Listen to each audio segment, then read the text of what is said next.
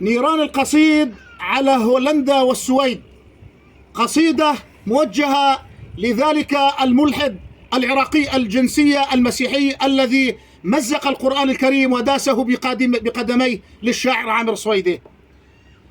ما عاد للقوم من عز ومكرمة ولا اعتبار ولا قدر ولا حلم، تبا لعهد قرود الغرب تحكمه وأمة الشرق موت الروح والهمم. تجاهل الغرب ماضينا وحاضرنا وجردونا من الأخلاق والقيم، لم يبق فينا سوى القرآن مكرمة واليوم داسوه تحت النعل بالقدم.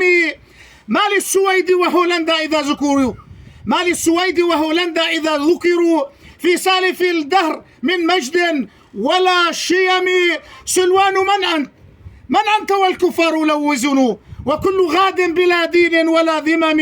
يا ابن الحرام سل الأمة التي فسقت من صلب من أفضاك في الرحم. من صلب قرد أم الخنزير راودها أم كلب عاهرة في حالك الظلم. حقت عليك من الجبار لعنته ولعنة الخلق في الدنيا بكل فم.